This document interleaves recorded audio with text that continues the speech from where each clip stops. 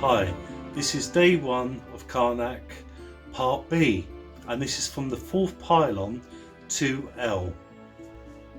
Now, as you pass through the 2nd pylon, you can see that the Greeks have been here. During the Ptolemaic period, they stamped their impression here.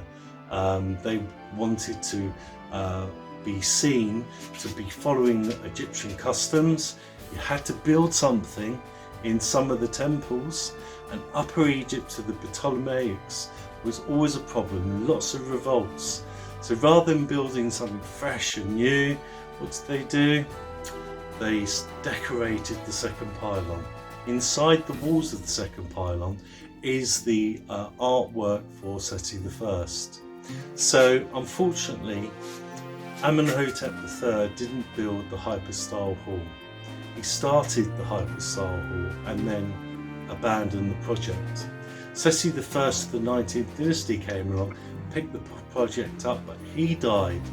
And then eventually the hypostyle hall and this area of the 2nd pylon was all built and decorated by Seti I's son Ramesses II.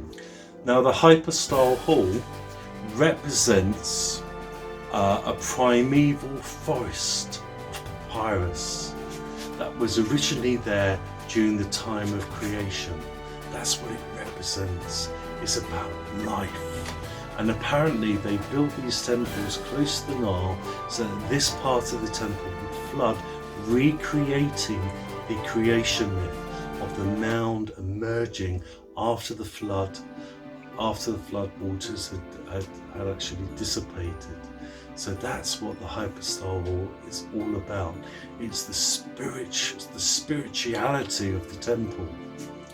Now there are 12 great columns down the central axis and 122 other columns. Wow. And on top of the roof, if you look up, you've got that sort of stonework with these slits in. Well, that was a sun temple up there. So originally the flat roof, and that was an open court to catch all the rays of the sun god Ra. Because remember, this is the temple of Amun-Ra. Amun and Ra fused together during the 12th dynasty, and now Amun-Ra is the king of the gods. Okay, so back to the map. 3rd pylon J on the map, built by Amenhotep III of the 18th dynasty.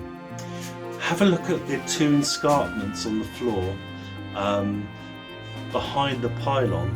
They were meant for 2 obelisks, but they were never cut. The obelisks were never cut or never installed there. So again, this 3rd pylon, started by Amenhotep III, I think it was finished off by Horemheb. Let's have a look at the map again. Located in the highlighted area on the map is the inner temple. So we've gone through the first part of the temple, now we need to go into the inner temple. So let's bring up the inner temple map. So on this inner temple map, located at A is the obelisk built by Thutmose I. And located at B on this map is the 4th pylon built by Thutmose I. Now, just a quick reminder of who Thutmose I was. He was the one who went out and sorted out the Canaanites and the Syrians. And he went as far as Aleppo, hunting elephants. He did this grand tour. He was flexing Egyptians' muscle, telling them that the trade routes need to stay open. You need to be cooperating with each other. Not that the Syrians and the Canaanites ever did that. And it was a warning to the Mitannies as well. We've got an area of influence in this area now.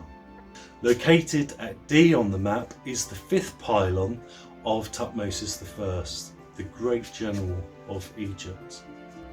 Now, if you have a look at the map, the space between the 4th and 5th pylons, which is D and B, originally was a columned hallway.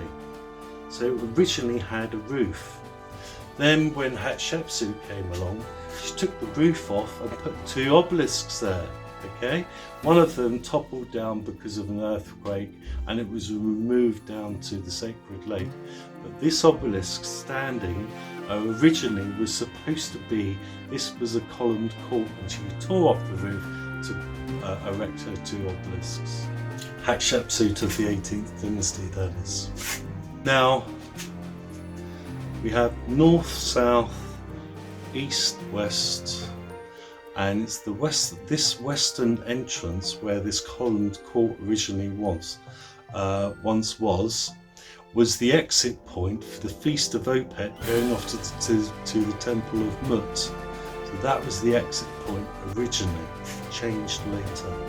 The sixth pylon of Thutmose III. Originally, the Holy of Holies of Amun was built in the 12th dynasty, located at El on the plan. Then it was moved to, probably by Thutmose I, into that columned court. Hatshepsut moved it elsewhere, we're not quite sure. Probably in between the court of her suites, which are further in the temple. So the Holy of Holies was in between E and F originally. And then later, as we get further in, we go to the most splendid of places. It was moved again into Thutmose III's most splendid of places. And then later on during the Ptolemaic period, it was moved to where you see F on the map by the half-brother of Alexander the Great, Philip Androsis, in 323 BCE. So he moved around a bit, Amun-Ra. Originally it was at El, then he was moved between these two pylons, then he was moved back to the at the back of the temple with the memorial temple of Thutmose III, and then he ended up in the shrine built by a half-brother of Alexander the Great. Located at H on the map is the suites of Hatshepsut. Now she had all of her magical pictures, her relationship with Amun-Ra and herself, and then a later king, don't know who it was it Thutmose III or Amenhotep II, had her image and name removed. So located at L on the map was the original precinct of Amun, which was built by Amenhotep I or probably built by Amenhotep I at the beginning of the 12th dynasty. That's where the original precinct was. Now, if we have a look at the highlighted map, in yellow is where we are, and in front of us is the memorial temple in red of Thutmose III. So we're going to go there next.